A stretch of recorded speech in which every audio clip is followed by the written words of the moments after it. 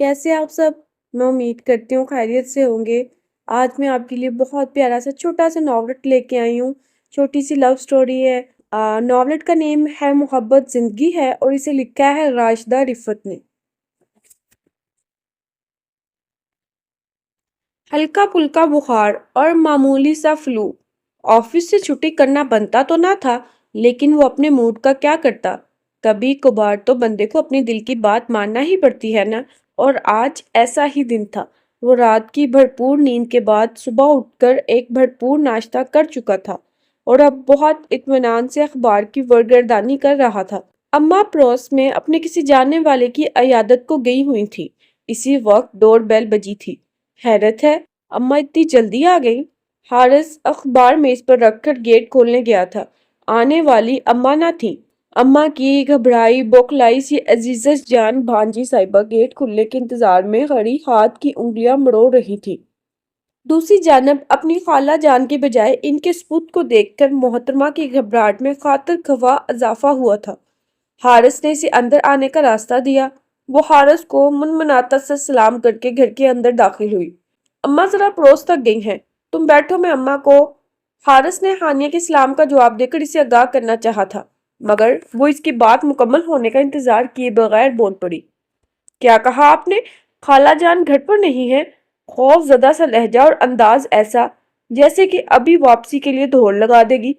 اماں اپنا cell phone ساتھ لے کے گئی ہیں، میں انہیں کال کر کے بلا لیتا ہوں، قریب ہی گئی ہیں، 5 منٹ میں آ جائیں گی۔ حارث نے اسے بے حد رسانیت سے جواب دیا۔ اس کے چہرے پر چھایا تذبذب ابھی بھی کم نہ ہوا تھا۔ حارث نے اس کے ساتھ مزید دماغ کھپانے کی بجائے لاؤنج میں چارجنگ پہ لگا اپنا موبائل فون اٹھا کر اماں کو فون کر دیا۔ محترمہ کی تسلی کے لیے سپیکر بھی آن کر دیا۔ ہانیہ آئی ہے؟ اچھا اچھا، بٹھاؤ میری بچی کو، میں 2 منٹ میں آئی بس۔ حالت کی آواز سن کر بچی خود ہی صوفے پر ٹک گئی۔ حارث اس کی مزید تسلی کے لیے اپنے کمرے میں چلا گیا۔ وہ جانتا تھا ہانیہ اس کے گھر میں موجودگی کی توقع نہ کر رہی ہوگی۔ ہر 10-15 دن بعد وہ اپنی خالہ کے پاس اپنے دکھڑے رونے آتی تھی، لیکن چھٹی والے دن آنے سے گریز ہی کرتی تھی۔ اماں کی زبانی اسے ہانیہ کی آمد کا علم ہوتا اور نہ صرف اس دن بلکہ اس سے اگلے دن بھی اماں کی زبان پر اپنی بھانجی کا ہی تذکرہ رہتا۔ بیچاری بچی، جی کا بوجھ ہلکا کرنے آ جاتی ہے میرے پاس۔ آپا اور بھائی صاحب نے کیسا لاڈوں میں پالا تھا، تینوں بھائی بھی جان چھڑکتے تھے۔ ماں باپ کا تو چلو اللہ کے پاس بلاوا آیا، چلے گئے، لیکن نگوڑے بھائی اپنی آنکھیں اور کان اپنی اپنی بیویوں کے پاس گروی رکھ دیے۔ کم بخت ماریو نے جینا حرام کر رکھا ہے بیچاری ہانیہ کا۔ اماں کے پاس تو سنانے کو اور بھی بہت کچھ ہوتا تھا، لیکن حارث کو ہانیہ کے نگوڑ مارے بھائیوں اور کم بخت ماری بھابیوں کے تذکرے سے چندہ دلچسپی نہیں تھی۔ پھر بھی اسے اماں سے اکثر ہانیہ نامہ سننا پڑتا تھا۔ ہانیہ اماں کی مرحومہ بہن کی اکلوتی لاڈلی بیٹی تھی۔ خالہ خالو اللہ کو پیارے ہو چکے تھے اور اب وہ اپنے بھائیوں اور بھابیوں کے ساتھ رہتی تھی۔ اس کے حالات اتنے بھی قابل رحم نہیں تھے۔ اچھا پہنتی اوڑھتی تھی، گھر کے کاموں میں بھی خاصا بوجھ نہ تھا، چھوٹی موٹی معمولی باتیں جو گھر میں ہو ہی جاتی ہیں ہانیہ کو بہت دل گرفتہ کر دیتی تھی۔ وہ حساس تو ہمیشہ سے تھی، ماں باپ کے گزرنے کے بعد ضرورت سے زیادہ زد و رنج ہو گئی تھی، کسی بھی چھوٹی سی بات پر پیڑوں کرتی تھی، اور جب ضبط کا پیمانہ لبریز ہو جاتا تو دل کا غبار ہلکا کرنے کے لیے یہاں اماں کے پاس آ جاتی۔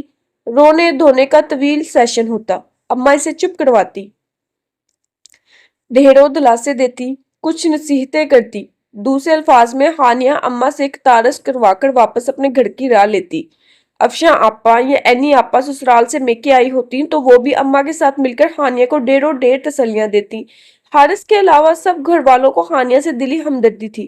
خیر اس کے ساتھ کوئی ایسا خاص بیر حارث کو بھی نہ تھا، لیکن جو مسئلے لے کر محترمہ یہاں آتی تھیں اور گھر والوں کو بھی جن باتوں کی وجہ سے ہانیہ بیچاری پر ترس آتا تھا، حارث کو ان باتوں پر سوائے ہنسی کے کچھ نہ آتا۔ مثلاً ہانیہ کی گہری سہیلی کی شادی تھی۔ توفیق بھائی کو 2-3 دن پہلے سے یاد دہانی کروا رہی تھی کہ وہ مقررہ وقت پر گاڑی سمیت گھر پر رہیں۔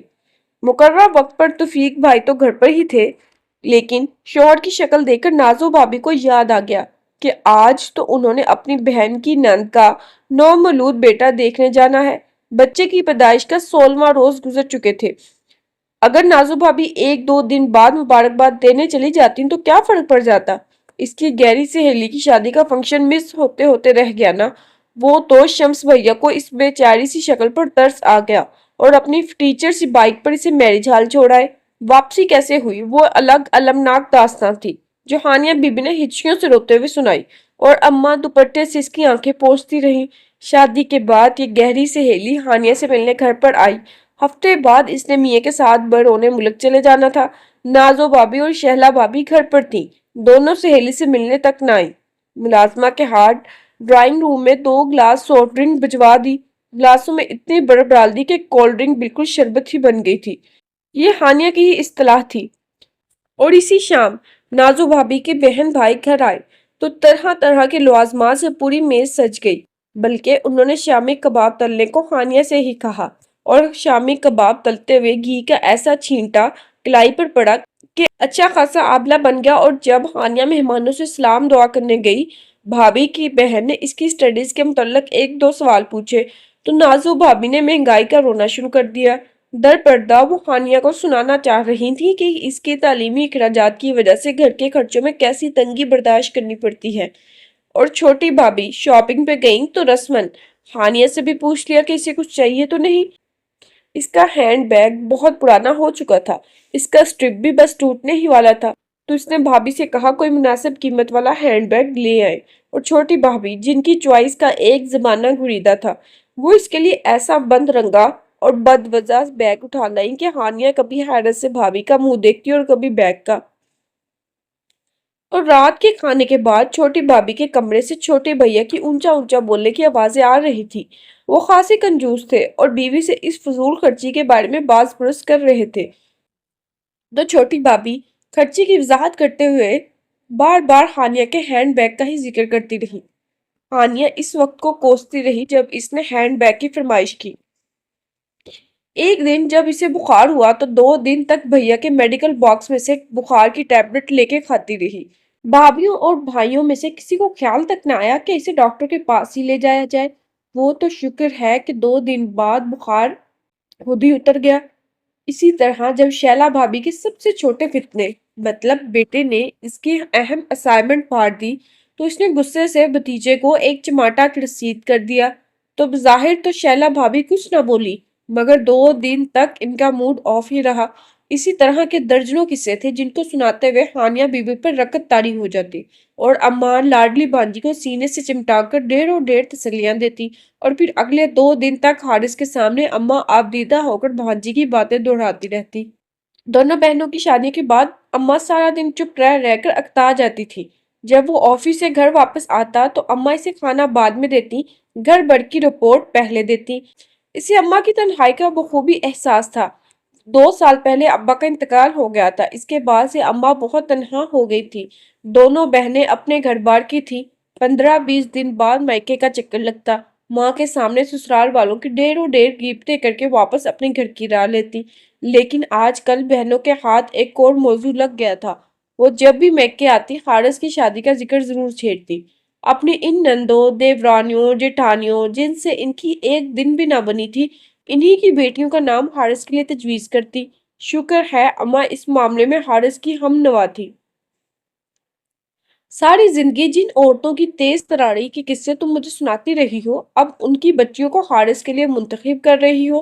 جب مائیں اتنی تیز ترار ہیں تو بچیاں کون سی سیدھی اور معصوم ہوں گی؟ نہ بھئی، مجھے اور میرے بیٹے کو تو بخشو تم۔ جیسی لڑکی اور معصوم بہو آپ چاہ رہی ہیں وہ آج کے دور میں تو ملنے سے رہی۔ جن لڑکیوں کا ہم ذکر کرتے ہیں وہ ہماری سامنے پلی بڑھی ہیں، ان کے مزاج اور عادتوں سے ہم بخوبی آگاہ ہیں۔ تھوڑی بہت تیز تراری تو کس میں نہیں ہوتی اماں؟ افشاں آپا بہت آسانی سے ماں کو مخاطب کرتی۔ ہاں تو اور کیا اماں، باجی بالکل صحیح کہہ رہی ہیں۔ الوینا، نشائبہ، لائبہ اور زرمینہ چاروں بچیاں ہماری آنکھوں کے سامنے پلی بڑھی ہیں، اور پھر حارث ہمارا اکلوتا بھائی ہے۔ ہمارا تو میکا ہی اس کے دم سے ہے۔ کیا گارنٹی ہے کہ غیروں میں سے کوئی لڑکی لائیں گے تو وہ اس گھر میں ہمارا کبھی کبھار آنا بھی برداشت کر پائے گی؟ اپنی دھیکی والی لڑکی کو بھابھی بنائیں گے تو ہمارا اور ہمارے بچوں کا وجود بخوشی گوارا کرے گی۔ اینی آپا نے اپنے دل کی بات کہہ ڈالی۔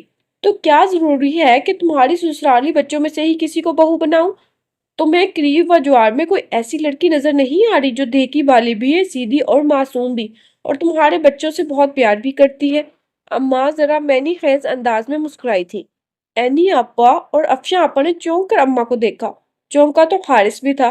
ابھی تک تو وہ ماں بہنوں کی بحث سے لطف لے رہا تھا، لیکن اماں نے اس بار جو فقرہ بولا تھا، اس میں کس ہستی کی طرف اشارہ تھا، وہ چند لمحوں میں اس اشارے کو پا گیا تھا، لیکن ہو سکتا ہے اسے سمجھنے میں غلطی ہوئی ہو۔ اس نے بے یقینی سے اماں کو دیکھا تھا۔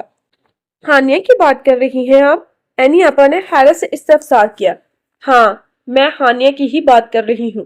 بولو، کوئی اعتراض ہے تو؟ اماں نے مسکرا کر بیٹیوں کو دیکھا۔ اس سے اچھی بات اور کیا ہو سکتی ہے؟ حیرت ہے یہ بات ہمارے ذہن میں کیوں نہ آئی؟ افشاں آپا نے فوراً سے پیشتر تائیدی ووٹ دے ڈالا۔ تمہارے ذہنوں پر تمہاری سسرالی بچیاں چھائی ہوئی تھی۔ بتاؤ تو صحیح، ان میں سے کوئی میری ہانیہ کے پاسنگ بھی ہے؟ اماں نے تفکرانہ لہجے میں استفسار کیا۔ فار گاڈ سیک اماں، آپ اپنی روڑی صورت والی بھانجی کو میرے پلے باندھنا کیوں چاہ رہی ہیں؟ حارث کو ماں کی بات سن کر گویا کرنٹ لگا تھا۔ بس مجھے اسی چیز کا خدشہ تھا، اسی لیے اتنے دن سے یہ خواہش اپنے دل میں دبا رکھی تھی۔ سمجھاؤ اپنے بھائی کو کہ ہانیہ سے اچھی لڑکی اور کہاں ملے گی اسے۔ اماں نے بیٹے کو ناراضگی سے دیکھا تھا۔ ہاں تو اور کیا حارث، بتاؤ تو صحیح کیا کمی ہے ہانیہ میں؟ شکل و صورت لاکھوں میں ایک، پڑھی لکھی، سیدھی سادی، بھولی بالی، اور سب سے بڑھ کر ہماری اپنی۔ آپ کا انتخاب 100% درست ہے اماں۔ بس پہلی فرصت میں توفیق بھائی وغیرہ کے ہاں جا کر ہانیہ کا رشتہ مانگ لیتے ہیں۔ افشاں آپا تو ہتھیلی پر سرسوں جمانے کے چکر میں تھی۔ کمال کرتی ہیں آپا آپ، میں کہہ رہا ہوں مجھے ہانیہ پسند نہیں، اس امچور لڑکی سے مجھے ہرگز شادی نہیں کرنی۔ کوئی ڈھنگ کی لڑکی ڈھونڈنی ہے تو ڈھونڈے، ورنہ یہ کام میں خود کر لوں گا۔ حارث کو غصہ ہی آ گیا۔ اس کی زندگی کا سب سے اہم معاملہ اور اس کی رائے کو کوئی اہمیت دینے کو تیار ہی نہ تھا۔ اچھا خفا کیوں ہوتے ہو؟ بتاؤ تو صحیح کیا کمی ہے ہانیہ میں؟ تمہیں وہ اچھی کیوں نہیں لگتی؟ اینی آپا نے اسے بچکار کر پوچھا۔ میں نے جب بھی اسے دیکھا ہے روتے ہوئے ہی دیکھا ہے۔ میرے لیے کیا وہی رونے دھونے والی لڑکی رہ گئی ہے؟ اس نے بگڑ کر پوچھا۔ تم اس کے معروضی حالات تو دیکھو، ماں باپ سر پر ہے نہیں، بھائی بھابیاں اپنی زندگی میں مگن ہیں، گھر میں کوئی ایسا فرد نہیں جس کے ساتھ وہ اپنی دل کی بات شیئر کر سکے، کوئی چھوٹا بہن بھائی بھی نہیں جس سے لڑ جھگڑ کر اپنی دل کی بھڑاس نکال سکے۔ یہاں اماں کے پاس آ کر وہ اپنا جی ہلکا کر لیتی ہے، ورنہ ایسی بات تھوڑی ہے کہ وہ ہر وقت روتی دھوتی رہتی ہے۔ افشاں آپا نے اپنے لاڈلے بھائی کو بہت پیار سے سمجھایا تھا۔ کوئی اور بات کریں آپا، میں نے جب کہہ دیا کہ نہیں تو بس نہیں۔ اس نے اکتا کر ان کی بات کاٹی۔ رہنے دو افشاں، جب اس نے نہ کر دی ہے تو وہ کبھی ہاں میں نہیں بدلے گی۔ اپنے لیے اپنی پسند کی لڑکی یہ خود تلاش کر لے گا۔ تم دونوں اپنے گھر بار کی ہو اور میں نے بھی کتنے دن جی لینا ہے، جیسے مرضی لڑکی پسند کرے، مجھے کوئی اعتراض نہیں۔ ماں بیٹے کی ہر ڈرمی پہ آبدیدہ ہو گئی۔ حارث جی میں کچھ شرمندہ ہوا، لیکن جانتا تھا ماں بہنیں اسے قائل کرنے کو اور بھی بہت سے جذباتی اور نفسیاتی حربے استعمال کر سکتی ہے، سو اس وقت یہاں سے چلے جانا ہی بہتر تھا۔ میں داؤد کی طرف جا رہا ہوں، کل وہ بائک سے سلپ ہو گیا تھا، اچھی خاصی چوٹیں آئی ہیں، اس کا حال پوچھاؤں؟ اس نے اپنے قریبی دوست کا نام لیا۔ ماں بہنیں ایک دوسرے کو دیکھ کر اور دل مسوع کر رہ گئی۔ حارث لاکھ فرما بردار سہی، مگر یہ سچ تھا کہ کوئی بھی اس کی مرضی کے خلاف اس سے کوئی کام نہ کروا سکتا تھا۔ تم دونوں کو ہی جلدی پڑی ہوئی تھی بھائی کی شادی کی، نہ روز روز ایسے ویسے رشتے لے کر آتی تو کاہے کو میں ابھی ہانیہ کا نام لیتی۔ بڑا ٹیڑھا بیٹا ہے میرا، بہت تاریخ ہے، سلیقے سے قائل کرنا تھا مجھے اس کو، موقع محل دیکھ کر بات کرتی۔ تم دونوں کی وجہ سے سب کچھ چوپٹ ہو گیا۔ اماں اب بیٹیوں پر بگڑ رہی تھی۔ بیٹے پر آیا غصہ بھی لفظ بیٹیوں پر نکل رہا تھا، اور فرما بردار بیٹیاں چپ چاپ ماں کی ڈانٹ سنے گئیں۔ حارث کو خدشہ تھا کہ ماں دوبارہ یہ موضوع ضرور چھیڑیں گی، لیکن سدے شکر اس دن کے بعد اماں نے اس کے سامنے ہانیہ کا نام نہیں لیا تھا، اور اب تو کافی دنوں سے محترمہ کی آمد بھی نہیں ہوئی تھی۔ حیرت انگیز طور پر اسے کبھی کبھار ہانیہ کا خیال آ جاتا تھا۔ اماں اور بہنوں کی بات یاد کر کے چھم سے محترمہ کا سراپا ذہن کے پردے پر لہراتا، مگر اگلے ہی پل وہ سر جھٹک کر ہانیہ کے تصور سے بھی ذہن کو جھٹک ڈالتا۔ اور پھر ایک دن ہانیہ صاحبہ گھر آ ہی گئی۔ آج بھی اتفاق سے حارث کے آفس کا آف تھا۔ وہ اپنے کمرے میں لیپ ٹاپ پر آفس کا کوئی کام نپٹانے میں مصروف تھا جب دروازے کی بیل بجی۔ اماں شاید واش روم میں تھی۔ حارث گیٹ کھولنے گیا تو گھبرائی بخلائی سی ہانیہ دروازے پر موجود تھی۔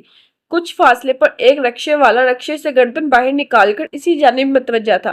حارث بھائی، میں ہینڈ بیگ میں پیسوں والا پرس ڈالنا بھول گئی، پلیز اسی کرایہ دے دے۔ بے تحاشا شرمندہ ہوتے ہوئے اس نے حارث کو مخاطب کیا۔ عجیب بھلکڑ لڑکی ہے، وہ دل میں صرف سوچ ہی سکا۔ اگلے ہی پل اس کی بیچاری سی شکل دیکھ کر اسے ترس آ گیا۔ تم چلو اندر، میں اسے کرایہ دیتا ہوں، حارث نے اسے نرمی سے مخاطب کیا۔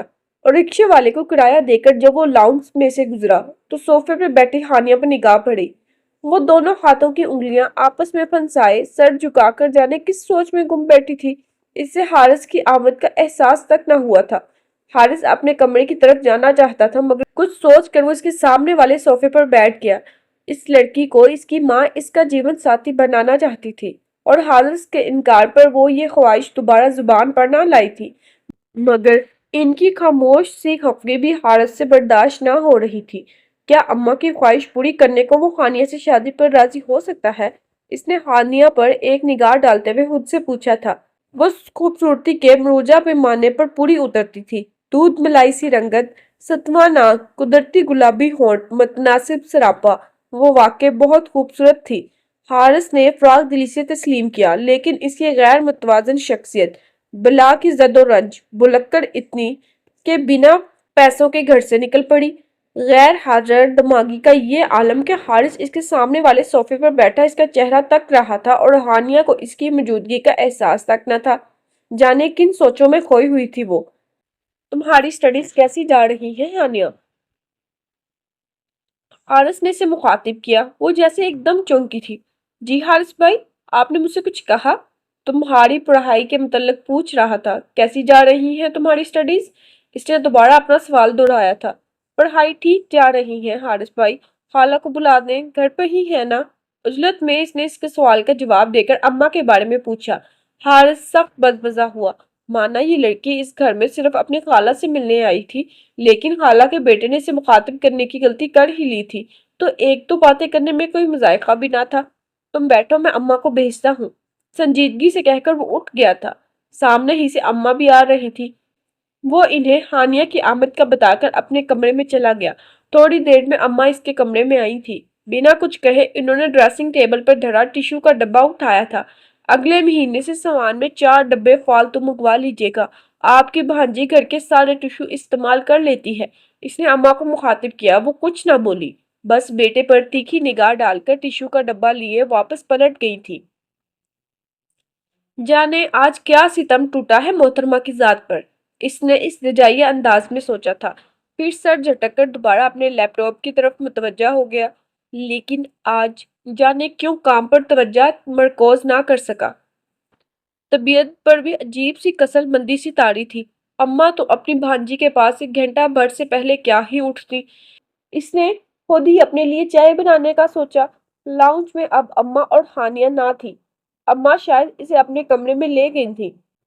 حارث نے اپنے لیے پتیلی میں چائے چڑھائی تو جانے کیسے اخلاقیات اور مہمانداری کا تقاضا یاد آ گیا۔ اماں اور ان کی بھانجی کے لیے بھی چائے بنا لی۔ خود ٹرے میں کپ سجا کر لے جانا تو اسے اچھا نہ لگا۔ اپنے مگ میں چائے ڈال کر وہ اماں کے کمرے کی طرف گیا۔ سوچا تھا انہیں کہہ دے کہ چائے بنی ہوئی ہے، کچن میں سے جا کر لے لیں، مگر اماں کو با آواز بلند پکارنے سے پہلے ہی وہ ٹھٹک کر رکا تھا۔ کمرے میں سے مصطفیٰ کی زور زور سے رونے کی آواز آ رہی تھی اور اماں اسے چپ کروانے کی ناکام کوشش کر رہی تھی۔ حد ہوتی ہے، یہ لڑکی بھی بلا وجہ اماں کو پریشان کرتی ہے۔ کوئی معمولی سی بات ہوگی اور یوں رونا دھونا ڈال رکھا ہے۔ حارث کو از حد کوفت ہوئی تھی۔ ہانیہ، میری بچی بتاؤ تو صحیح ہوا کیا ہے؟ کب سے روئی جا رہی ہو؟ پہلے تو کبھی اتنا نہیں روئی، ہلکان کر لیا ہے خود کو، مجھے بتا تو صحیح ہوا کیا ہے؟ اماں کی آواز نے حارث کو وہیں کھڑے رہنے پر مجبور کر دیا۔ فطری تجسس آڑے آیا کہ محترمہ کیا جواب دیتی ہیں۔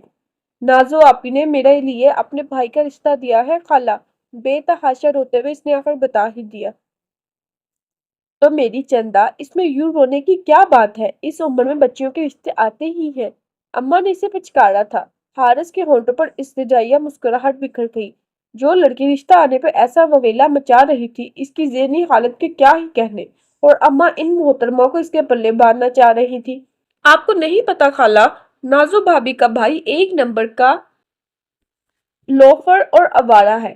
ویسے تو اس نے MBA کیا ہوا ہے، جاب بھی اچھی ہے، لیکن وہ بہت ہی لوز کریکٹر کا بندہ ہے، اور نازو بھابی کو اپنے لفنگے بھائی کے لیے میں نظر آ گئی۔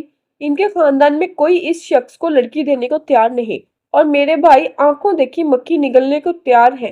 وہ ہچکیوں سے رو رہی تھی۔ تجھے کس نے بتایا کہ وہ ایسا لڑکا ہے؟ اماں نے تحمل اور ثانیہ سے دریافت کیا۔ شیلا بھابی اور چھوٹی بھابی کی باتیں سنی تھی، انہیں سب پتا ہے شہزاد کے متعلق۔ پتا تو توفیق بھائی کو بھی ہے، ظاہر ہے وہ ان کا سگا سالہ ہے، لیکن ان کے منہ میں تو نازو بھابی کی زبان ہے۔ افسوس مجھے شمس بھیا اور چھوٹے بھیا پر ہے۔ جب میں نے انہیں بتایا کہ شہزاد کس ٹائپ کا لڑکا ہے اور اس کی باتیں میں نے ان کی بیویوں کی زبانیں ہی سنی ہیں، تو پہلے تو دونوں بھابیاں مکر گئیں۔ پھر چھوٹے بھیا بولے کہ شادی سے پہلے لڑکوں میں تھوڑی بہت ایسی ویسی عادتیں ہوتی ہی ہیں، شادی کے بعد سب سدھر جاتے ہیں۔ لڑکا پڑھا لکھا ہے، برسگے روزگار بھی، اور کیا گارنٹی ہے کہ کسی اور جگہ سے رشتہ آئے گا تو لڑکا بہت شریف اور سلجھا ہوا ہوگا۔ یہ تو نازو بھابی کا بھائی ہے، اس لیے اچھی بری عادتیں سامنے آ گئی۔ اور شمس بھیا بولے کہ کیونکہ نازو بھابی ہمارے گھر کی بہو ہے تو شہزاد کے گھر میری پوزیشن مستحکم ہوگی، وہ لوگ ہمارے دباؤ میں رہیں گے۔ آپ خود بتائیں خالہ، کیا یہ معقول وجہ ہے میرا وہاں رشتہ کرنے کی؟ اور نازو بھابی جیسی خاتون کبھی کسی کے دباؤ میں آ سکتی ہیں؟ جیسی وہ ہیں ویسا ہی ان کا خاندان ہے۔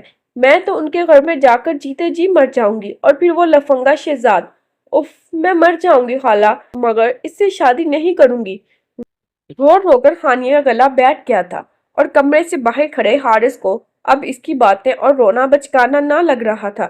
جب کسی کی زندگی داؤ پر لگی ہو تو واویلا مچانا حق ہے۔ اس وقت اپنی کزن پر سے ترس بھی آ رہا تھا اور دلی ہمدردی بھی محسوس ہو رہی تھی۔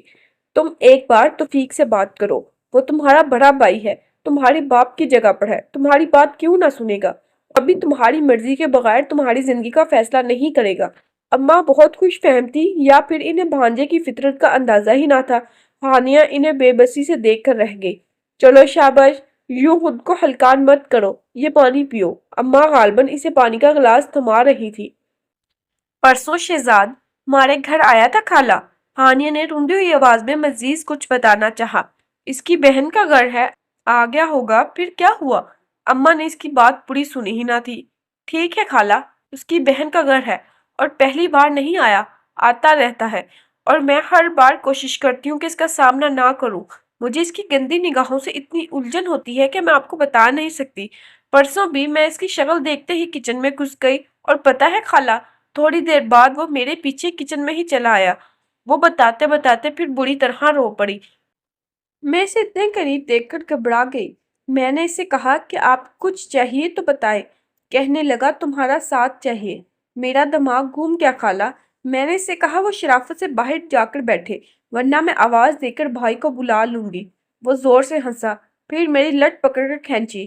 کہنے لگا جانتا ہوں تم اڑی دکھا رہی ہو، لیکن یاد رکھو جتنا مرضی انکار کرو، دلہن بن کر میرے ہی گھر آنا ہے، پھر گن گن کر بدلے لوں گا۔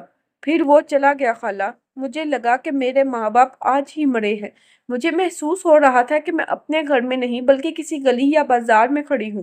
بے صاحبانی کا جو احساس مجھ پر حاوی ہو رہا تھا، میں چاہوں بھی تو آپ کو نہیں بتا سکتی۔ وہ بلک بلک کر روئی تھی، اور کمرے سے باہر کھڑے حارث کی کن پٹیاں سلگنے لگی تھی۔ اشتعال کی شدید لہر نے اسے اپنی لپیٹ میں لے لیا۔ جس لڑکی کا رونا دھونا اسے ہمیشہ بچکانا لگتا تھا، اس کے آنسو آج برداشت سے باہر تھے۔ وہ اس کی سگی خالہ زاد تھی۔ کسی شخص کی یہ جرأت کیسے ہوئی کہ وہ اس کے گھر جا کر اسے ہراساں کر رہا ہے؟ حارث کا بس نہ چل رہا تھا کہ وہ اس شہزاد کا جا کر منہ توڑ دے۔ وہ کیوں بھول گیا کہ وہ اماں کے کمرے کے باہر کیوں کھڑا ہے؟ وہ اماں کو کیا کہنے آیا ہے؟ اماں کو پکارے بغیر وہ واپس پلٹ گیا۔ پتہ نہیں ہانیہ کی واپسی کب ہوئی تھی۔ بہت دیر بعد اماں اسے کھانے کے لیے بلانے آئی تھی۔ ہانیہ جا چکی تھی۔ کھانے کے دوران وہ منتظر رہا کہ اماں ہانیہ کے متعلق کوئی بات کریں گی، ان کے نگوڑ مارے بھائیوں اور کمبخت ماری بھابھیوں پر ضرور لعنت ملامت کریں گی، لیکن خلاف معمول اماں آج ہانیہ کے بارے میں ایک لفظ نہ بولی تھی۔ لیکن ان کے چہرے پر چھایا اضطراب اور پریشانی حارث کی نگاہوں سے مخفی نہ رہ پائی۔ کیا بات ہے اماں، آپ کچھ پریشان لگ رہی ہیں، اس نے ماں کو گریدا۔ وہ جواب میں کچھ نہ بولی، بس ٹھنڈی سانس بھرتے ہوئے بیٹے پر شفا کناسی نگاہ ڈالی۔ اتنی ناراضگی سے کیوں دیکھ رہی ہیں، کچھ تو بولے۔ وہ جانے ماں کے لبوں سے کیا سننے کا مطمئن تھا۔ بولوں تو تب نہ جب میرے بولنے کا کچھ فائدہ ہو۔ کھانا کھاؤ بیٹا، کوئی بات نہیں ہے۔ نہیں ہوں میں پریشان، اماں دھیرے سے بولی تھی۔ حارث چپ چاپ ماں کو تکے گیا۔ شدید شرمندگی نے اسے لپیٹ میں لے لیا۔ اماں اس کی ہر درمی سے واقف تھی، اس لیے نہ صرف اپنی خواہش سے دستبردار ہو گئی تھی بلکہ اب اسے ہانیہ کے حالات بتانے سے بھی اسی لیے گریزاں تھی کہ ان کی نگاہ میں یہ بیکار تھا۔ 2 دن اور 2 راتیں اس نے مسلسل سوچا تھا۔ ہانیہ کو سوچتا تو ترس اور ہمدردی کے ملے جلے جذبات دل میں ابھرتے تھے۔ اماں کی حکم عدولی اور اپنی ہر درمی یاد آتی تو شرمندگی کا احساس بیدار ہوتا۔ یہ طے تھا کہ اماں کا دل دکھا کر وہ خود بھی کبھی مطمئن اور خوش نہ رہ سکتا تھا۔ گزرے بہت سے دن اس حقیقت کا بین ثبوت تھے۔ ہانیہ اماں کا انتخاب تھی۔ اس کی شخصیت کچھ ناپختہ تھی، لیکن وقت گزرنے کے ساتھ انسان میں بردباری اور سمجھداری آ ہی جاتی ہے۔ جو کام کوئی اس سے زور زبردستی نہ کروا سکتا تھا وہ بس خود بخود ہی ہو گیا۔ ہانیہ کے لیے دل قائل ہو گیا اور اس فیصلے پر دماغ مطمئن ہو گیا۔ اب اماں کو خوش کرنے کا مرحلہ باقی تھا۔ چھٹی والے دن افشاں آپا اور عینی آپا آئیں تو اس نے بہت معصوم سے انداز میں ماں بہنوں کو مخاطب کیا۔ آپ لوگوں نے ایک بار میری شادی کا ذکر کیا اور پھر یہ تذکرہ ہی بھول گئے۔ جانتے ہیں نا میں کتنا شرمیلا ہوں۔ اس دن سے انتظار کر رہا ہوں کہ دوبارہ یہ ذکر چھڑے تو میں اپنی پسند بتاؤں۔ مجھے پہلے ہی پتا تھا یہ کسی لڑکی کے چکر میں ہے۔ عینی آپا کا صدمے سے برا حال تھا۔ شریف اور معصوم سا بھائی خود ہی کسی لڑکی کو پسند کر لے گا، کم سے کم یہ بات ان کی برداشت سے باہر تھی۔ تم اپنی پسند بتاؤ، ہم رشتہ لے جائیں گے، اماں نے پرسکون اور ہموار لہجے میں بیٹے کو مخاطب کیا۔ جی میں بھی یہی چاہتا ہوں کہ آپ لوگ جلد سے جلد وہاں رشتہ لے جائیں، کیونکہ اس لڑکی کا ایک پرپوزل آیا ہوا ہے اور میں ہرگز نہیں چاہتا کہ اس کے گھر والے کسی اور کو ہاں کر دیں۔ تمہارے آفس میں کام کرتی ہے نا؟ افشاں آپا نے یقین بڑے لہجے میں سوال کیا۔ کب سے پسند کرتے ہو اسے اور اتنے دنوں سے یہ بات ہم سے کیوں چھپائی؟ اس کے کچھ بولنے سے پہلے ہی عینی آپا نے خفگی سے پوچھا تھا۔ یہ سب سوال بے معنی ہے، تم مجھے اس لڑکی کا نام پتہ بتاؤ، میں کل ہی رشتہ لے جاؤں گی۔ اماں کا وہی ٹھنڈا ٹھار انداز تھا۔ حارث نے محبت سے مسکرا کر ماں کو دیکھا۔ لڑکی کا نام پتہ بتاؤں گا تو مجھے 2 جوتے تو نہیں لگائیں گی؟ اماں جواب میں کچھ نہ بولی، بس حیرانی سے بیٹے کو دیکھا۔ حیران مت ہو اور کوئی غلط گمان بھی دل میں نہ لائے، کسی ایسی ویسی لڑکی کے گھر نہیں بھیجوں گا آپ کو۔ لڑکی بہت بولی بالی ہے، سیدھی سادی اور معصوم بھی، بس اسے بات بات پہ رونا۔ میں تجھے واقعی 2 جوتے لگاؤں گی حارث، سیدھی طرح لڑکی کا نام بتا۔ اماں نے اسے گھور کر دیکھا۔ آپ سب کی پیاری ہانیہ، اور کون؟ وہ مسکرایا۔ اگر ہانیہ قبول ہے تو اس روز ڈرامے بازی کی کیا ضرورت تھی؟ افشاں آپا نے خوشی سے بے قابو ہوتے ہوئے اس کے شانے پہ زوردار تھپڑی سیدھ کی۔ وہ محض سر کھجا کر مسکرا دیا تھا۔ اور تجھے کس نے بتایا کہ ہانیہ کا کوئی رشتہ آیا ہوا ہے؟ اماں کو اچانک اس کی ذرا دیر پہلے کی بات یاد آئی۔ کہیں تم نے اس روز ہانیہ کی باتیں تو نہیں سن لی؟ اس کے جواب کا انتظار کیے بنا اماں نے ایک اور سوال داغا۔ ہاں لیکن ایسا غیر ارادی طور پر ہوا، میں تو آج دونوں سے چائے کا پوچھنے گیا تھا۔ حارث نے جھٹ سے وضاحت دی۔ اماں کچھ لمحوں کے لیے خاموش ہو گئی تھی۔ کہیں ایسا تو نہیں حارث کہ تو ہانیہ پر ترس کھا کر اس سے شادی پر راضی ہوا ہے؟ اماں نے سنجیدگی سے پوچھا تھا۔ اوف اماں، اب آپ بال کی کھال تو مت اتاریں، آپ کی تسلی کے لیے بتا رہا ہوں یہ فیصلہ میں نے اچھی طرح سوچ سمجھ کر اور دل و دماغ کی آمادگی کے ساتھ کیا ہے۔ اس نے ماں کے ہاتھ تھام کر انہیں یقین دلایا تھا۔ ماں کی آنکھیں جھلملا گئیں، انہوں نے بے ساختہ بیٹے کی پیشانی چوم لی۔ اللہ تجھے سدا خوش رکھے میرے بچے، آمین آمین۔ اب باقی باتیں بعد پر اٹھا رکھیں اور چلے ہانیہ کے گھر۔ عینی آپا تو فوراً اٹھ کھڑی ہوئی تھی۔ ہاں تو اور کیا، آج ہم دونوں بہنیں اتفاق سے اکٹھی آئی ہیں تو بس، پھر چلے چلتے ہیں ہانیہ کے گھر، نیک کام میں دیر کیسی۔ چلے اماں اٹھے۔ افشاں آپا نے بھی بہن کی تلقین میں اٹھ کھڑی ہوئی تھی۔ بہنوں کی اس درجہ عجلت پر حارث کو ہنسی آ گئی۔ ہنس لینا بعد میں، پہلے مٹھائی کا ڈبہ اور کچھ پھل لا دو۔ خالی ہاتھ رشتہ مانگنے تھوڑی جائیں گے۔ اماں کی خوشی کا عجب ہی عالم تھا۔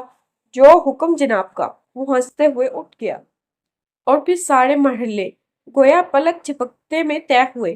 ہانیہ کے بھائیوں نے خالہ زاد بھائی کو شرافت قبولیت بخش دی تھی۔ شروع میں تو توفیق بھائی نے کچھ ہچکچاہٹ کا مظاہرہ کیا تھا اور وہ یہ یقیناً نازو بھابی کی آنکھوں کے اشاروں پر کر رہے تھے، لیکن اماں نے بنا کسی لحاظ کے ان کی طبیعت صاف کر دی۔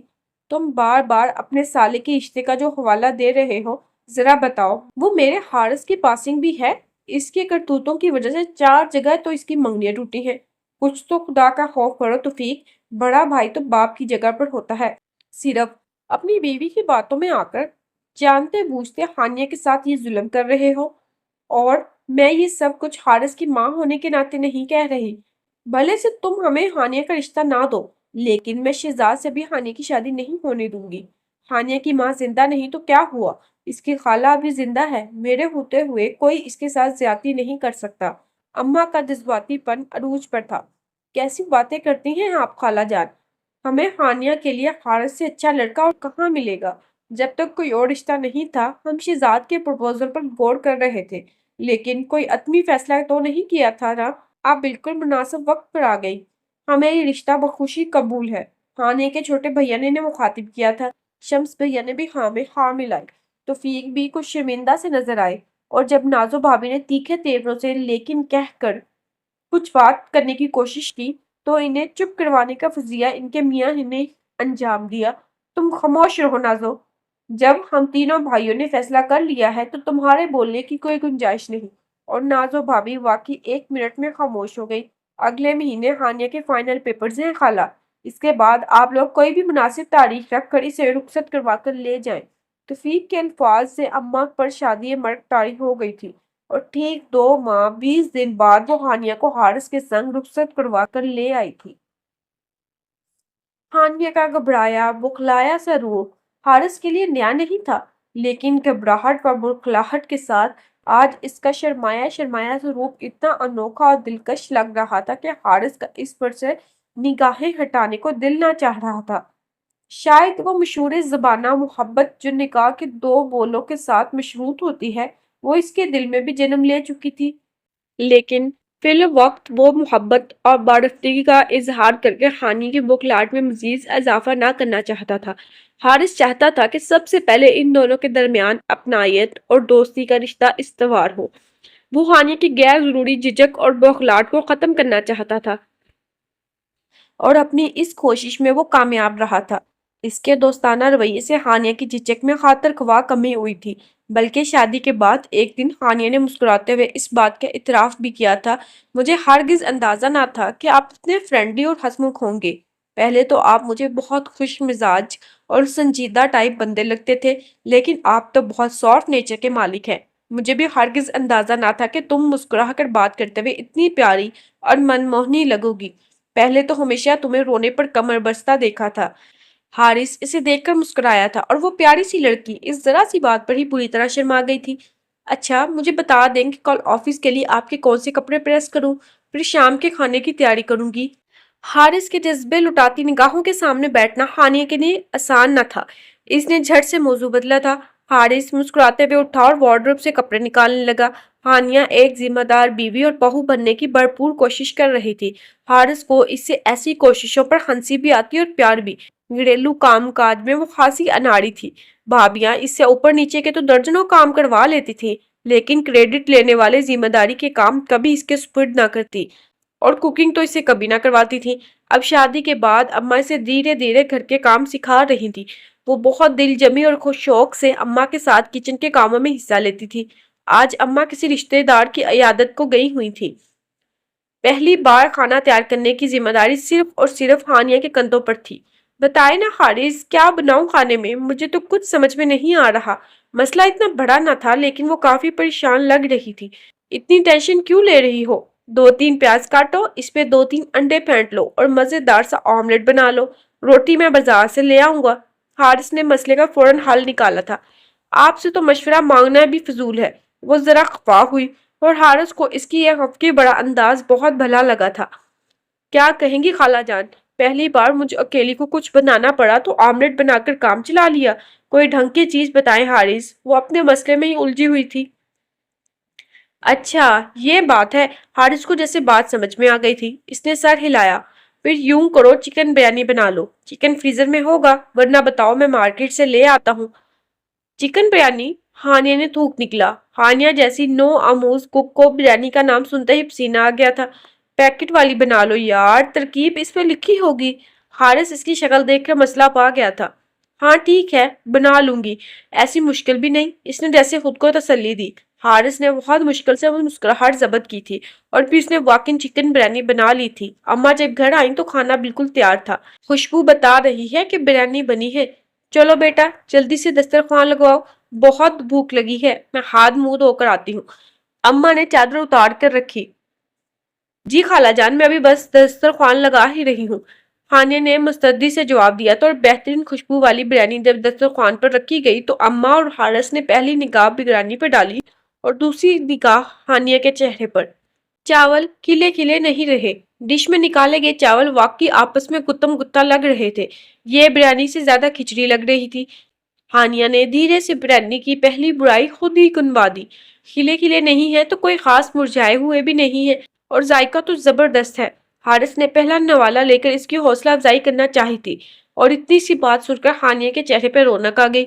تعریف میں مبالغے سے کام مت لو حارث، ورنہ ہانیہ کی کوکنگ میں مزید بہتری نہیں آئے گی۔ اماں بیٹے کو ٹوکے بنا نہ رہ پائیں۔ حارث کو ہرگز اندازہ نہ تھا کہ اماں اچانک یوں بول پڑیں گی۔ وہ واقعی چند لمحوں کے لیے خاموش سا ہو گیا۔ بریانی کی خوشبو واقعی اچھی ہے بیٹا، لیکن اس میں تمہارا کوئی کمال نہیں، کمال پیکٹ کے مسالے کا ہے۔ چاول بوائل کرتے وقت تمہیں معمولی سی کسر رکھنی چاہیے تھی، وہ کسر دم لگنے کے وقت برابر ہو جاتی۔ تم نے چاول زیادہ ابال لیے، اس لیے تہ لگانے کے بعد دم پر چاول گھل کر ٹوٹ گئے۔ پہلی بار بنائی ہے، ایسا ہو جاتا ہے، اگلی بار اس چیز کا دھیان رکھنا۔ اماں نے اسے نرمی سے ہی مخاطب کیا تھا، لیکن وہ بری طرح شرمندہ ہو گئی تھی۔ آئندہ خیال رکھوں گی خالہ جان، اس نے مرے مرے لہجے میں یقین دلایا۔ حارث بغور اس کے چہرے کے تاثرات دیکھنے میں مصروف تھا۔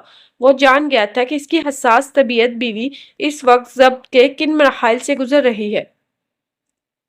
آنسو اس کی آنکھوں سے نکلنے کو بےتاب ہوئے جا رہے تھے۔ اچھا اماں یہ بتائیں نسرین باجی کے شوہر کی طبیعت اب کیسی ہے؟ ہسپتال سے کب ڈسچارج کیا انہیں؟ اس نے گفتگو کا موضوع بدلا تھا۔ اماں مریض کی طبیعت کا حوال دینے لگی۔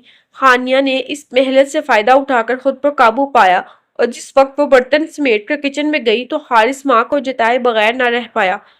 کیا تھا جو آپ دو بول تعریف کے بول دیتی؟ اتنا چھوٹا سا تو دل ہے اس کا۔ اماں نے باغور بیٹے کو دیکھا اور پھر ان کے لبوں پر مسکراہٹ پھیل گئی۔ وہ میری بھانجی ہے، ماں اس کی بچپن میں ہی رخصت ہو گئی، اب اسے تاریخات سلیقہ سکھانا میری ذمہ داری ہے۔ ویسے اپنی بھانجی کی حمایت میں تمہارا بولنا مجھے اچھا لگا ہے۔ اماں نے مسکرا کر اسے مخاطب کیا۔ آپ کی بھانجی اتفاق سے میری بیوی بھی ہے۔ ماں کے انداز پر اسے ہنسی آ گئی تھی۔ ماں بھی محظوظ انداز میں مسکرا دی۔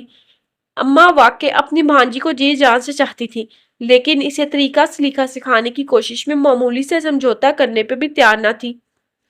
جہاں غلطی ہوتی برملا ٹوک دیتی۔ ایسے میں حارث بغور ہانیہ کے تاثرات دیکھتا، خجالت اور خفقت سے اس کا برا حال ہو رہا ہوتا۔ حارث کو لگتا ہے وہ اب روئی کہ تب، لیکن بہت جتن کر کے وہ اپنے آنسو کنٹرول کر ہی لیتی۔ اپنی حساس طبیعت بیوی کے بن روئے آنسو حارث کو اپنے دل پر گرتے محسوس ہوتے۔ وہ جانتا تھا کہ شادی سے پہلے ہانیہ اماں کے پاس محض اس لیے آتی تھی کہ اپنے گھر والوں کے خلاف جو چھوٹے چھوٹے شکوے شکایت اس کے دل میں جمع ہوتے وہ انہیں اماں کو سنا کر اپنے دل کا غبار نکال لیتی۔ شادی کے بعد رونے کے لیے اسے اماں کا کندھا میسر نہ تھا، کیونکہ اکثر و بیشتر اسے اماں کی باتوں پر ہی رونا آتا تھا۔ گرچہ اس نے کبھی حارث سے اس بارے میں ایک لفظ تک نہ کہا تھا، لیکن اس کے چہرے کے تاثرات اس کے دل کا حال بتا جاتے۔ تھوڑی سی تو رائے دے دیا کریں، آخر بھانجی ہے آپ کی، آہستہ آہستہ سارے کام سیکھ جائے گی۔ اس روز بھی جانے ہانیہ سے کیا گڑبڑ ہوئی تھی کہ اماں نے اسے پورے آدھے گھنٹے کا لیکچر دے ڈالا۔ وہ جی خالہ کرتی رہی تھی اور جب وہ منظر سے ہٹی تو حارث نے اماں سے ہاتھ ہلا رکھنے کی استدعا کی۔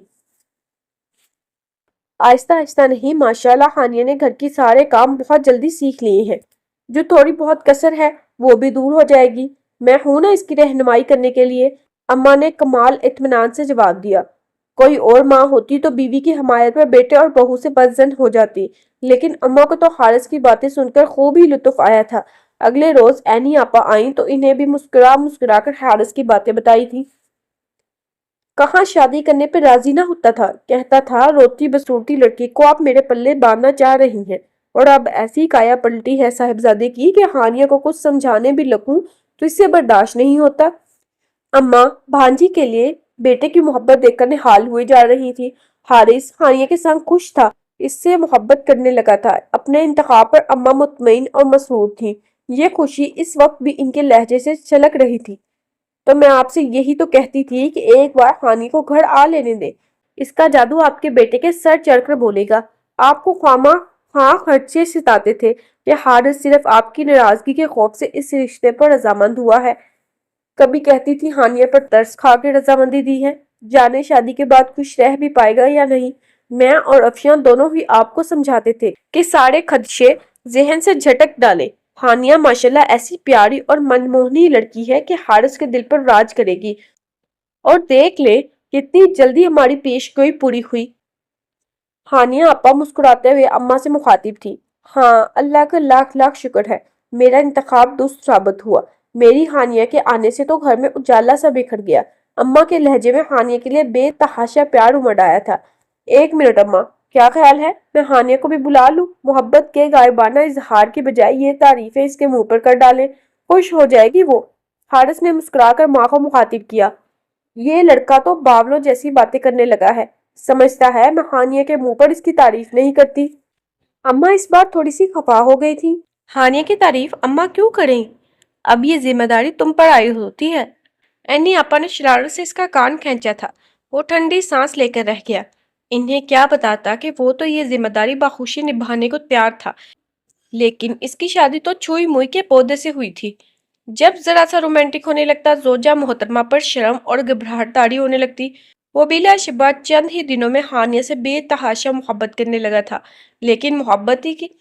لیکن محبت کی یہ شدتیں ہانیہ پر عیاں کرنے کی بجائے فی الحال تو وہ اس سے دوستانہ اور بے تکلفانہ تعلق قائم کرنے کی کوشش میں لگا ہوا تھا۔ حارث کی یہ خواہش تھی کہ ہانیہ یہ حقیقت تسلیم کرے کہ حارث صرف اس کا شوہر ہی نہیں بلکہ قابل اعتبار اور مخلص دوست بھی ہے۔ وہ ہر بات حارث سے بلا جھجک کہہ ڈالے، لیکن شاید ہانیہ ابھی اسے رتبہ دینے پر تیار نہ تھی۔ وہ کئی دنوں سے نوٹ کر رہا تھا ہانیہ بہت چپ چپ اور کھوئی ہوئی سی ہے۔ حارث جانتا تھا کہ اس کے گھر میں کوئی بڑا مسئلہ نہ تھا، لیکن چھوٹی چھوٹی بے شمار باتیں اکٹھی ہو کر اسے پریشان کر رہی تھی، اور اصل مسئلہ ہی یہ تھا کہ وہ باتیں کسی سے نہ کہتی تھی۔ اماں گھر کے کاموں میں اگر اس کی چھوٹی سی کی جانے والی غلطی نظر انداز کرنے پر تیار نہ تھی۔ اس روز بھی ہانیہ دودھ کی پتیلی چولہے پر رکھ کر بھول گئی۔ بھول چوک انسان سے ہی ہوا کرتی ہے، مگر اماں نے اسے 15 منٹ کا لیکچر دے ڈالا۔ رزق کی قدر کرنی چاہیے بیٹا، کل تم گوشت کی ہانڈی چولہے پر رکھ کر بھول گئی، آج سیر بھر دودھ ابال دیا، اور میں دیکھ رہی ہوں کہ آج کل تم کچھ الجھی اور پریشان ہو۔ کچھ مسئلہ ہے تو مجھے بتاؤ ہانیہ۔ ایک لمبے سے لیکچر کے بعد اختتام پر اماں نے قدر نرم لہجے میں استفسار کیا۔ کوئی مسئلہ نہیں ہے خالہ جان۔ ہانیہ نے پلکیں جھپک جھپک کر آنسو چھلکنے سے روکے تھے۔ حارث بس اسے دیکھ کر ہی رہ گیا۔ اس لمحے اسے کتنا ترس آیا تھا ہانیہ پر۔ سب کچھ کہہ سنا کر اماں اسے پوچھ رہی تھی مسئلہ کیا ہے۔ کیا اماں کو اندازہ نہ تھا کہ وہ کتنی زد و رنج اور حساس ہے؟ اس کی آنکھوں میں آنسو لانے کے لیے تو کوئی معمولی بہانہ ہی درکار ہوتا تھا، اور یہاں اماں صبح شام کسی نہ کسی بات پر اسے لائن میں حاضر کیے رکھتی۔ بے شک اماں کی نیت بری نہ تھی، وہ اسے مکمل گرہستن کے روپ میں دیکھنے کی متمنی تھی، لیکن انہیں اپنی عزیز جان بھانجی کی حساس طبیعت کا تو پیش نظر رکھنا چاہیے تھا نا۔ پر یہ بات اماں کو کون سمجھاتا؟ ہاں، یہ بات ہانیہ کو سمجھائی جا سکتی تھی، اور حارث یہی چاہ رہا تھا کہ کوئی مناسب موقع میسر آئے تو وہ ہانیہ کو بہت پیار اور رسانیت سے اس حقیقت سے آگاہ کرے کہ وہ ہانیہ کی دلی کیفیت سے بخوبی آگاہ ہے۔ اس کی خواہش ہے کہ ہانیہ سے صرف اماں کا بیٹا نہ سمجھے بلکہ اپنا شوہر اور قابل اعتماد دوست بھی سمجھے۔ شادی کے بعد آنسو بہانے کے لیے اسے خالہ کا کندھا میسر نہیں تو کیا ہوا، بیٹا تو ہے جو اب اس کا شریک حیات ہے۔ اماں عینی آپا کے سسر کی عیادت کو گئی ہوئی تھی۔ انہوں نے حارث کو آفس فون کر کے گھر جلدی آنے کی تائید کی۔ اس نے جلد سے جلد آفس کے کام نپٹائے تھے، پھر باہر سے چھٹی لے کر گھر کی راہ لی۔ हानिया किचन में मसरूफ थी। हस्बे तवक्का वो हारिस को देखकर हैरान हुई। आज आप इतनी जल्दी आ गए, खैरियत तो है? इसने इस्तफसार किया। अम्मा ने फोन करके कहा था मेरी बहू घर पर अकेली बोर हो रही है, फौरन इसके पास पहुंचो। मैंने हुक्म की फौरन तकमील की और घोड़ा चलाया।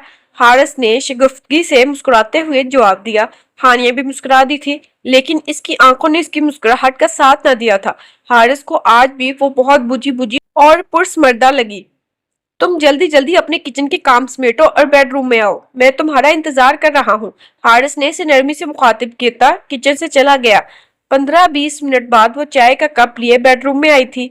ये लीजिए चाय, बिस्किट खत्म हो गए, आज खाली चाय पर गुजारा करना पड़ेगा। वो चाय का कप साइड टेबल पर रखकर फिर जाने के लिए मुड़ी थी। तुम कहाँ जा रही हो? यहाँ बैठो मेरे पास, हारिस ने इसे पुकारा था। सिंक बर्तनों से भरा पड़ा है हारिस, बर्तन धोने जा रही हूँ। आपको कुछ और चाहिए तो बताएं, निम्को ला दूं? इसने उजलत भरे अंदाज में पूछा था। मुझे तुम्हारा कुछ वक्त चाहिए, अनायत कर दोगी? हारिस इस बार कदरे खफा हुआ था।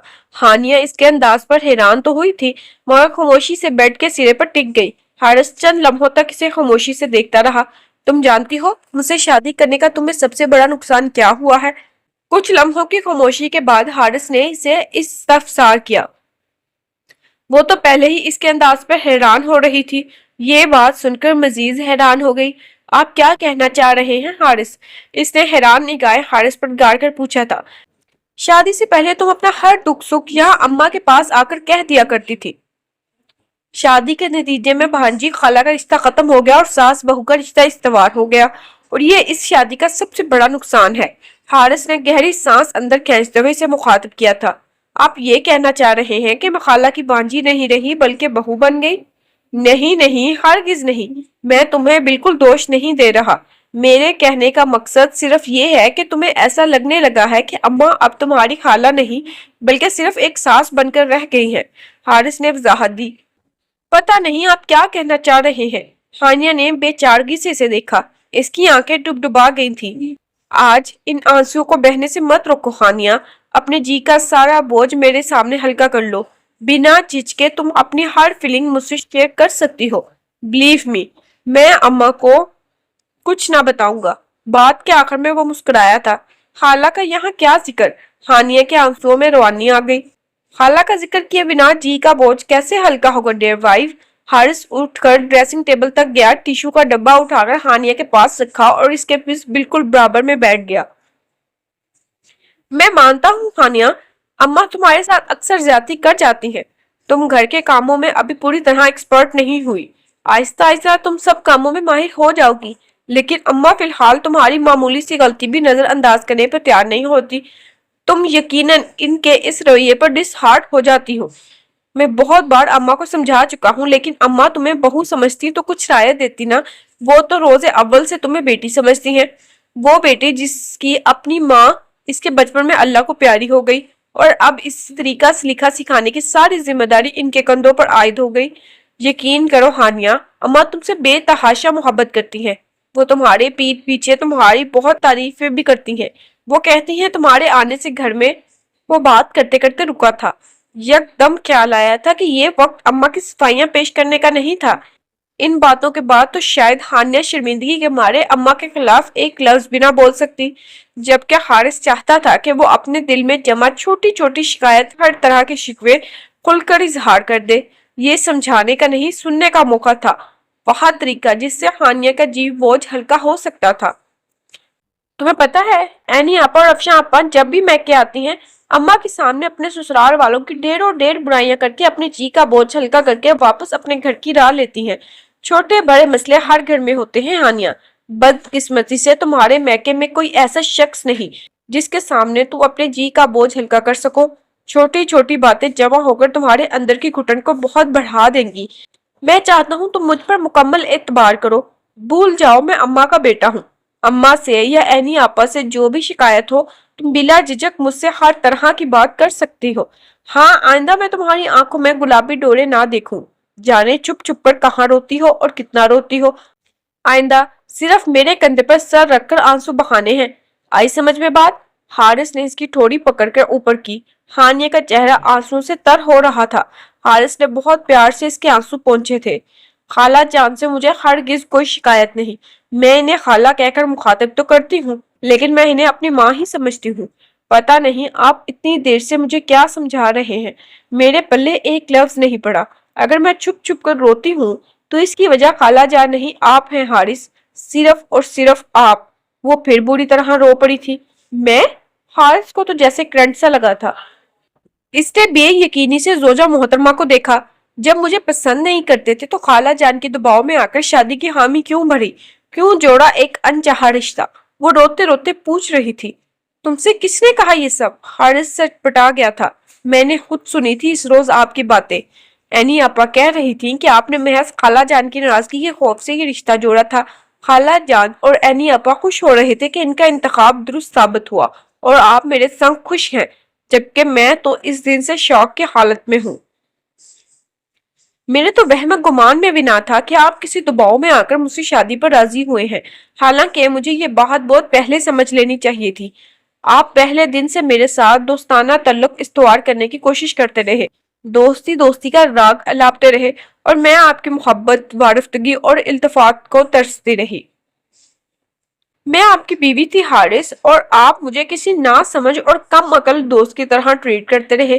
میں خود کو مطمئن کرنے کے لیے لاکھ توجیہات دی، لیکن پھر میری ساری خوش فہمیوں کا خاتمہ ہو گیا۔ میں نے آپ لوگوں کی باتیں سن لی، میں زبردستی آپ کی زندگی میں شامل کی گئی۔ یہ انکشاف مجھے کس اذیت میں مبتلا کر گیا آپ اندازہ نہیں لگا سکتے۔ میری نگاہوں میں میری ذات دو کوڑی کو ہو کر رہ گئی۔ اس سے تو اچھا تھا میرے بھائی میری شادی شہزاد کے ساتھ، اس سے آگے ایک لفظ نہیں۔ حارث نے بے تحاشا خفا ہوتے ہوئے اس کی بات کاٹی۔ وہ چپ تو ہو گئی مگر آنسو اب بھی مسلسل اس کی گال بھگو رہے تھے۔ حارث نے گہرا سانس اندر کھینچا تھا۔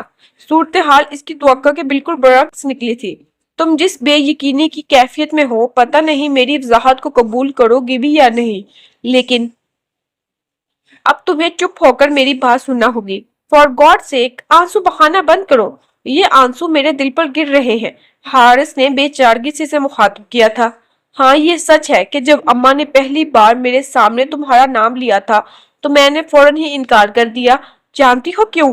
حارث نے پوچھا۔ ہانیہ نے آنسوؤں سے لبریز آنکھوں سے حارث کو دیکھا تھا مگر حارث کے سوال کا کوئی جواب نہ دیا تھا۔ میرے انکار کی وجہ تمہارے یہ آنسو ہی تھے مسز۔ ٹھنڈی سانس بھرتے ہوئے حارث نے ٹشو کے ڈبے سے ٹشو نکال کر ہانیہ کو تھمائے تھے۔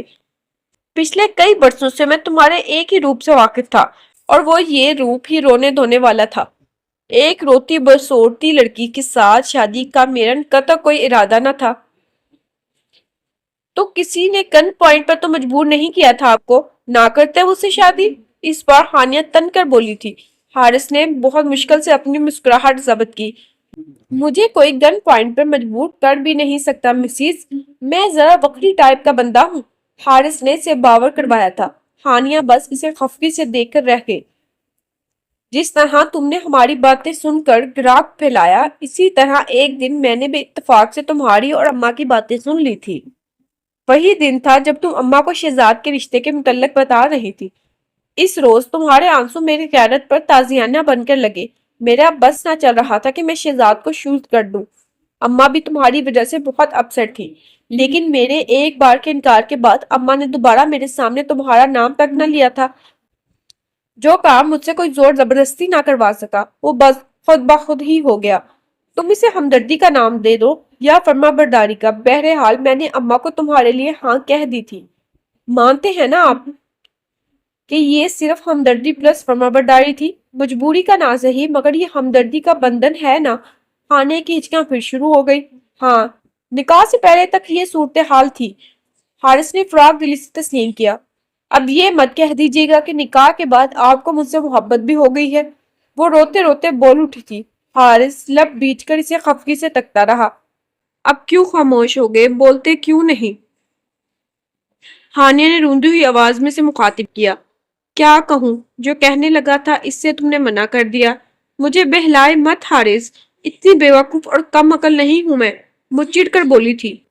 بیوقوف تو میں ہوں، شادی کے بعد سے اب تک اسی کوشش میں لگا رہا کہ ہمارے درمیان ایک دوستانہ سا تعلق استوار ہو جائے۔